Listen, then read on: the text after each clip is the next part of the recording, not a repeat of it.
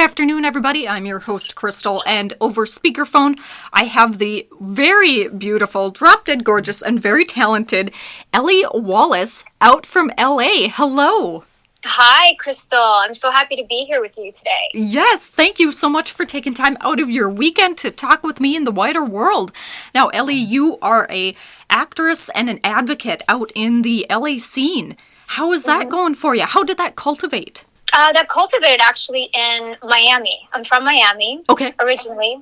And I started out acting, and then my career really took off as a casting director. And then, which brought me out to LA, working on some shows. And then, so I've always kind of vacillated behind the scenes and in front of the camera. And then that's, just how it is. I've never really pursued a normal acting career where I would go on auditions and that whole thing. It's kind of just people would reach out to me in the community, or people that know people saw some of my work, so they would ask me to be a part of their projects. And then that's how that started evolving out in LA. Fabulous.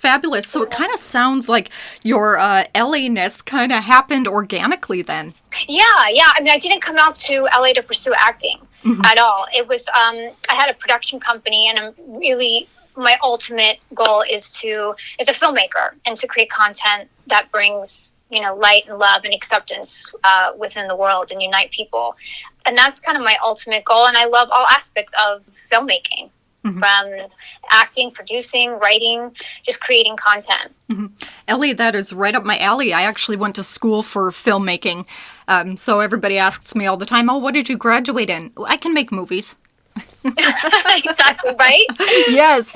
Did you go to college for filmmaking? I went to college. I studied everything. I have a liberal arts degree, so it just allowed me to study theater, film. I was able to take all the different credits because I couldn't just figure out just one thing I wanted to do. And that was something that I really learned throughout the years that I've recently just kind of come to terms with. And you'll see it in society today, where you don't have to define yourself as one thing anymore.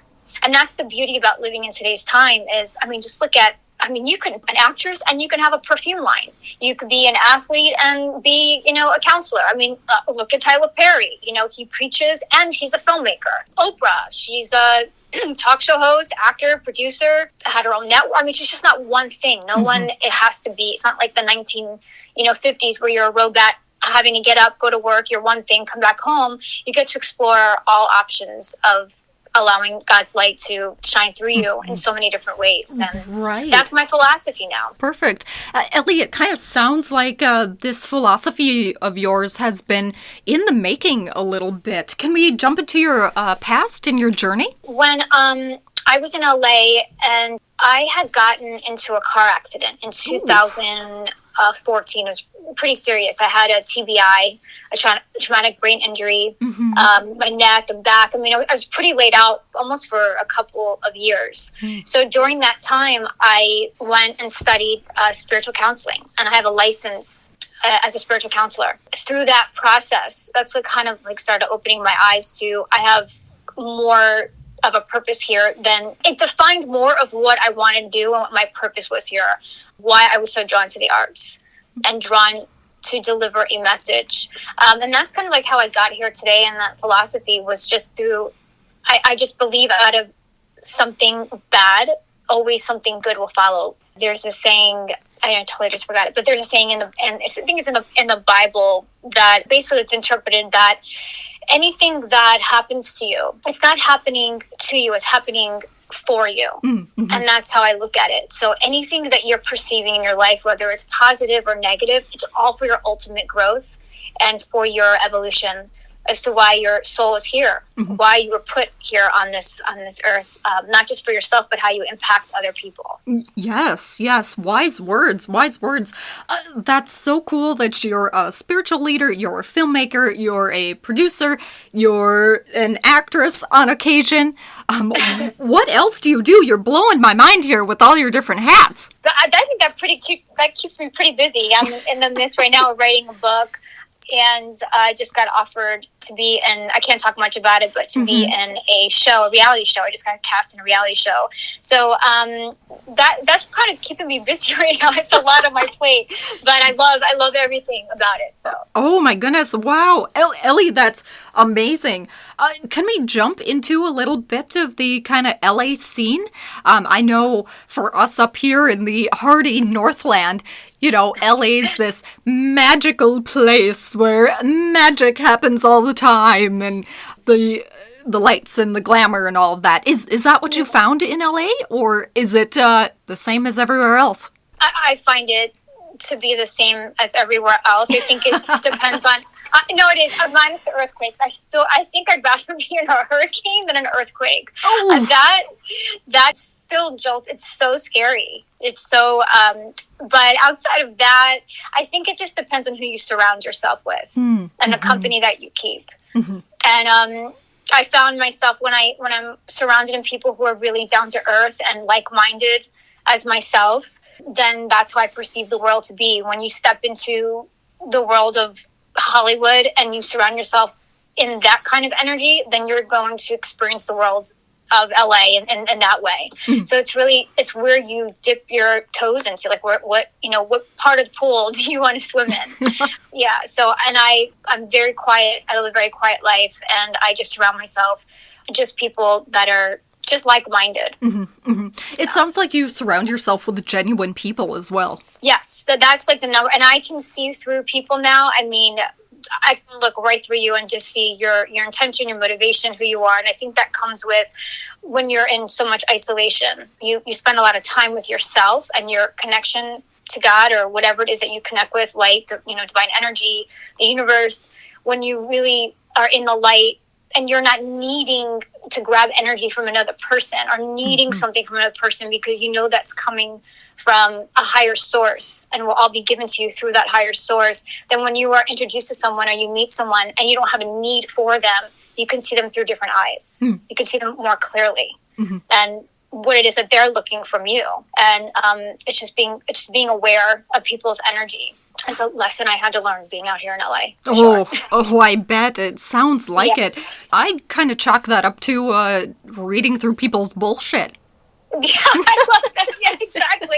I'm glad you said it. That's a New York way of saying it. You're in New York, right? No, I'm in Duluth, Minnesota. Oh, you're in Minnesota. I love it. Okay, so my friend is in New York. Okay, I love that. I was wondering what the accent was. I love that accent. Oh, thank you. Thank you. Being surrounded by people who talk the same as you, you don't realize it. My friend just introduced me to TikTok, and it is the things that people post on there are so funny. I'm so entertained by it. Yes. Now, are we talking about the fabulous Laura Paul? Yes, the fabulous Laura Paul. Yeah, she's like, you really got to start looking at TikTok and start doing it. I'm just not into social media at all. My Instagram had 20 posts since 2013. I'm like, it was like in a private account. I barely went on it. And yeah, so Laura's like, you need to, get with today's times and get into social media. And so I'm trying. Right. And Ellie, I can totally attest to that as well. I'm a little bit more savvy on social media than the average person, but that's my day job. But yeah. I am very hesitant on TikTok. I feel safer with Instagram and Twitter, and I'm okay with that. So maybe TikTok is in the future for me, but not at the moment. So yeah, I understand. How has your social media presence been? I mean, you said that you're a little bit of a late bloomer on it, but how has it been recently? I just started. I do not have a Twitter, like a public Twitter account at all. I don't have a Twitter account. And the Instagram, I just made public. It was private for years. And I looked and I'm like, oh my God, I have like almost so many people, that had friend requests. I didn't even know where the friend requests were or what the heart was. I didn't know what that meant. I mean, so I'm just now, I'm just now starting to get into it. Okay. All right. Yeah. Well, we'll keep track of that and I'll send people your way. Excellent. Thank you. Yes, of course. Ellie, can we talk about your book a little bit? You mentioned that you're also writing a book on top Yes. of being in a reality show, being a spiritual leader, and being an advocate out in LA. Let's talk about your book next. Oh, sure. So I can't say too much about it, but it's basically, so I also worked in the realm or the demographic of people with disabilities. I ran 2 nonprofits.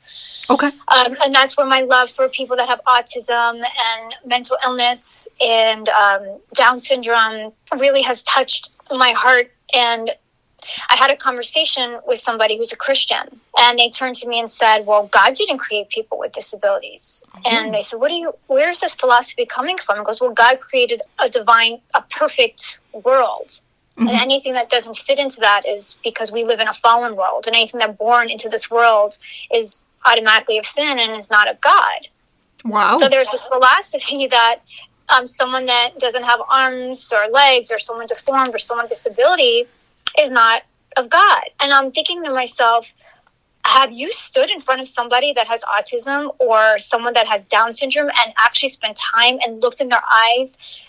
I've never seen God so much as I have seen looking in someone's eyes that has Down syndrome. They are the most beautiful. I would rather hang out with people that have a disability than hang out with somebody that just thinks like that. And not that I'm judging anyone. Everyone's entitled to their opinions, but I will step up and say that is not true. And so that kind of inspired for me what this book is just showing the talents and the gifts that God has given all of us, and really puts in the forefront people that have disabilities and their amazing gifts that they have. And then just a lot of my experiences and just some, spiritual, I guess, inspiration in my words. And that's basically the premise of the book.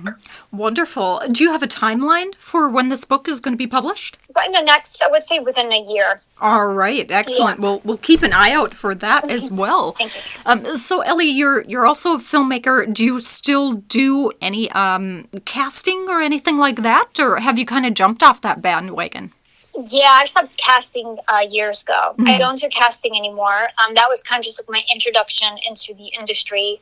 More focused now on creating films. So I'm just finished one, and that soon is going to be going into development. And I'm producing a documentary on autism. It's through the Soul Physio Foundation. The founder, director of the Soul Physio Foundation, and I linked up, and I'll be producing their documentary on autism. It's called Uncovering Autism. Wow, wonderful. Oh my God, you've got so much going on. My head is spinning.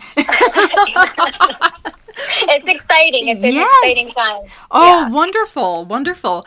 Ellie, can we jump into the kind of more business side of things for you? I mean, from what I'm gathering, it sounds like you kind of toe the line and toggle back and forth between being in the industry and having a day job as well. Yeah, I mean, to me, it's all the same, because it's all just, I go with what I feel passionate about. It all comes full circle together. It all bridges together. I took a break from the industry for a couple of years while I was going through all that spiritual process and working with the nonprofits. And I wouldn't take away that time from anything, because it honed in more what my passions are and the community of people that I want to help, and gave me more of an insight as to how I want to channel my creativity. Wonderful. Excellent. Oh my gosh. You've got a book coming out. You've got a documentary coming out. What else is on your plate? You've launched TikTok. That's barely. My attention span is like of a 2-year-old. So I don't know how people like just do these videos 2 or 3 times. I'm supposed to do like 2 a day, I think. I've done 3. Yeah. Like 2 TikToks a day, or at least 1 a day. And I think I've done 3 in the span of 2 weeks. Oh, goodness. I'm good. I'm good for a little bit. All right. See, I would not be able to keep up with that. I go when something sparks me or inspires me. So I'd probably do one and then not do another one for a month. So my ratings would not be very good. Exactly. Mine aren't at all. Exactly. Yeah. I have too much other stuff to focus on too. And I just don't have I don't know. Or maybe it's just a desire isn't there. I hear that. Ellie, can we talk about your advocacy work as well? On your website, your introductory, it's filmmaker, producer, and advocate. What are you an advocate for? Is that more for human rights? Is it LBGTQ? Where do you stand with your advocacy? Yeah, so my advocacy is for LGBTQ plus community. It's for the disability community and for animals. I am a huge animal advocate. If I could just live out, at this point in my life, before, asked me that 10 years ago, I would say no. But now, if I can live out in the country somewhere and just be surrounded by animals and a partner, I'm good. Animals to me, they are so innocent and precious, like dogs and pigs, and I just love animals. And I feel that I was a full vegan, then I had gotten too depleted of protein. I had like an iron deficiency, so I started eating chicken again, and I feel so bad for the chicken, but I had to include that back in my diet. But other than that, I don't eat anything that has 4 legs. I just don't eat anything like pigs, cows, anything. Anything I would say that would be 4 legs. Yeah, I do not touch. I think that they have a spirit, and when you see what goes on in the slaughterhouses, it just breaks my heart. And if you watch like videos, there's a video of a girl with a guitar singing Hallelujah, and a cow comes up to her, lays down next to her, and starts like putting the cow's head on her lap and just start like a dog would do, but even more, and just like snuggling up to her as she's singing the song. People have the heart to slaughter and kill something that innocent. I can't. And like pigs, they know before they're going to get slaughtered. They have the intelligence of a 4-year-old child. They can feel fear, sadness. If you look at videos and research this, you'll see that pigs have tears in their eyes. Cows have tears in their eyes. They mourn for their mother or father that's been slaughtered, or brother or sister that's been slaughtered. They mourn for them, and they know they're coming next. I can't, like, I just talking about it, so that's something I'm very passionate about, to educate and bring awareness to people, and the evolvement, evolution of animals, and their feelings. And just as we're evolving on the planet, so are animals. We all are. Right. And we're not, barbaric times anymore where we need to murder flesh to be able to survive. We have the nutrients and technology now to be able to nurture our bodies without having to do that. Yeah, so that's my stance on animal advocacy. Yes, of course. Ellie, I can hear the passion in your voice that you have for this. What kind of advocacy groups have you been partnering with? I'm really a big proponent for PETA. They really step in there, and they are revolutionary and bringing film, but media. They go in and they sneak into these laboratories. They sneak into slaughterhouses, and it's really because of PETA that we get all this knowledge and information, that they dare to go in. They interrupt colleges that have laboratories. There's so much. I know they can be controversial to some people, but to me, I find it bold and daring, and just highly salute them. Right. It's a salute to anyone who goes above and beyond to bring the truth out. Yes, absolutely. Absolutely. Yeah. Ellie, what other groups are you involved with, more on the LBGTQ side of things? So that is just, anything that I can be involved in. I was involved in a lot of different productions for the LGBT community. I've done things, even just offering my time for free for things that were showcasing LGBT media. And then actually my counseling license is through an organization that is for the LGBTQ community. It's called Inspire LA Spiritual Community. I actually am going to be doing one of their services tomorrow. I'll be speaking at their service tomorrow through Zoom, if anybody hears this by then. But yeah, check out Inspire LA Spiritual Community. Big advocate for that organization. And of course the LGBT Center, GLAD. I really also, if no one knows the Trevor Project, check that out. The Trevor Project is basically they have a hotline and help for suicidal youth that are LGBT. That's another thing that just breaks my heart. There's so many kids out there, or people who are struggling even to want to live because they feel they've been brainwashed to believe that they're a sin. that who they love is a sin, and that they're not. I mean, how would you feel like walking around this earth thinking that you're not worthy of God's love, or you are sinning?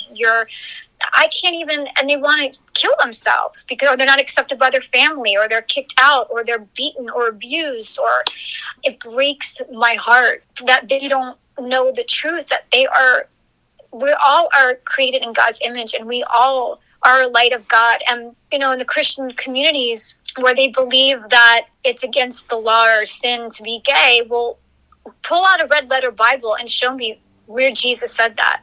Because Jesus never said anything about homosexuality being a sin. Never. It was not said. And then they said, well, in Leviticus, I'm like, well, if you want to go by Leviticus and Jewish law, well, then you're not grafted in with God, and you're not chosen. Only the Jewish people were chosen by God in the Old Testament. And then Jesus came and grafted the Gentiles in, saying that we are all chosen by God. So if they want to go by Leviticus, then they're turning their own backs by to their own people. And there's so many crazy laws in Leviticus that they break. Like you're not supposed to eat pork, and they do. So you're a sinner. You know what I mean? There's so many laws in Leviticus that they break every single day on a daily basis. Ellie, it sounds like you've done a lot of research into this, and you definitely have your feet planted firmly on the ground. I applaud you for that, because I can't recite anything in the Bible, but yeah, I mean, I'm not a Bible whiz by any means, but it's just information. It's information that kind of finds you when you believe in something, and I feel that you are supposed to be a messenger of that information will find you. I agree wholeheartedly, whether that's in faith or in the arts. That information does find you, and even if you do some light digging, it finds you. Exactly. So I applaud everything that you've got going on. Ellie, if somebody's interested in your spiritual teachings, or maybe getting a counseling session from you, how can they do that? On my website, which is my name, Elle and then E Wallace.com. Just go to my website, just send me an email. It's info@LEWallace.com. Just shoot me an email, and we can, I do a 10 to 15 minute free consultation to make sure that it's a right fit for us both. And because my counseling sessions, for someone that's used to clinical therapy work, this is a very different approach. This is through spirit, and it's spiritual, and it's basically you have all the answers within inside yourself. We all have the answers, and sometimes we're just blocked. We're blocked from those answers. I help you release those blocks. I help you find the answers that you already know to empower yourself. So it's not me telling you anything you don't know. We go on a journey together, and it's amazing, the miracles, so the things that happen after sessions with people. It's just seeing the difference, and every time it never gets old. It makes me so happy to see the transformation. So if you're interested in a counseling session, then you can reach me. Also, I'm new to the whole Instagram thing. I'm finally putting some content out there. You can also send me a message on there as well. All right. Wonderful. I will definitely point people in your direction. Ellie, can we talk a little bit about acting? I know you said you're not really into acting too much these days, but how is it out in LA? Is it extremely competitive, or does everybody kind of find their niche for themselves? Out in I would say New York and LA are the most competitive, because you have such a concentrated amount of people trying to do the same thing. The beauty about today is that you can really live anywhere and put yourself on self-tape auditions. And the only thing that's good about, if you really want to pursue an acting career and living in LA or living in New York, is that you're there for all the auditions. Or if you do get a callback, or if you have a producer's meeting, you don't have to worry about flying in. You're right there, especially when you're trying to get your career off the ground. Then I definitely would suggest living out in LA or New York. But it's not a necessity. You can also kind of see, are you getting noticed? Putting out your tapes to people, and are you getting callbacks? Are people interested in seeing? And if you start to see that this is really happening, then make the move. But of course, it's very competitive. this is the hub for actors. So you have a lot of people wanting to do that. But if it's your dream and you feel called to be an actor and it is your passion and you can't imagine yourself doing anything but that, then you never let anything stop you. Your day will come. My late uncle always used to say, everyone gets a chance to bat. Are you going to be prepared when that ball comes to your eyes? Are you going to let it slam in your face, or are you going to be ready to hit that ball? So be ready, be prepared, and just never give up, because you will have a chance. You will have your chance. Yes, wise words, wise words. Thank you so much for sharing. Ellie, if someone is looking, especially, younger actors and younger entrepreneurs these days, since you have so much time spent in the industry and out in LA, what kind of advice do you have for people who are looking to kind of stand out a little bit from the crowd? It's so ironic that I'm saying this. Social media is actually really big. Social media kind of showing how you're different, not looking like everybody else. People well, I should have, the perfect lips, the perfect nose, the perfect hair. No, people now are casting, and I know as, being a casting director, are looking for real people that the audience, the viewer can relate to. That is such a difference now than it was from before. If you look at shows and you see now, like, the cast and the actors in it, they're real people.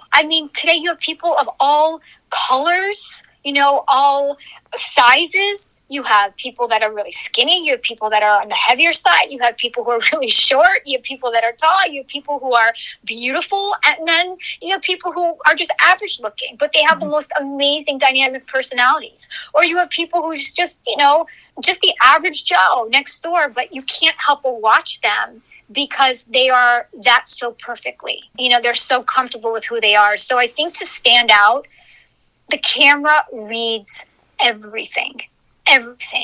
So if you're insecure, like thinking, well, I don't know if acting is for me, or I don't know that I'm going to make it, I don't know if I'm going to do it, the camera's going to pick up on that. I would say first, get confident in why you want to act.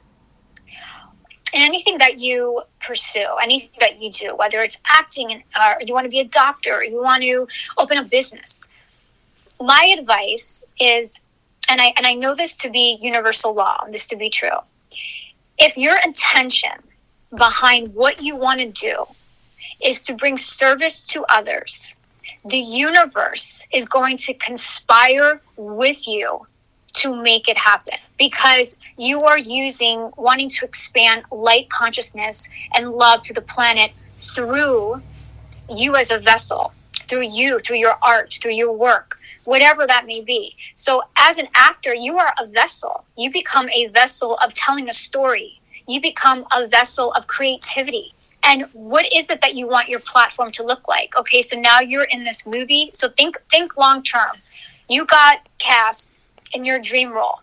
Let's say this movie next to your dream whatever star. Now you're on billboards. You're attending red carpets. You've made it. You're in the limelight. You have been given a platform. The universe gave you a platform. What are you going to do with it?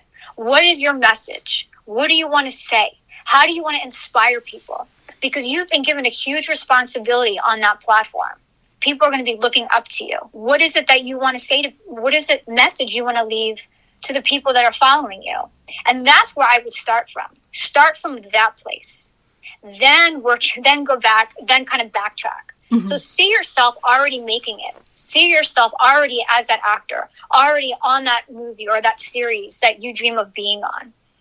And see yourself winning the award. See yourself on that platform, and you have this, you have it. You have millions of people following you now. What do you want to say? Work your way, and then once you know what you want to say, every audition, every roadblock, challenge, win, anything that comes your way, you're going to be so grounded because you know that the universe is conspiring with you, because you know the end result is that you have something beautiful that you want to share with the world.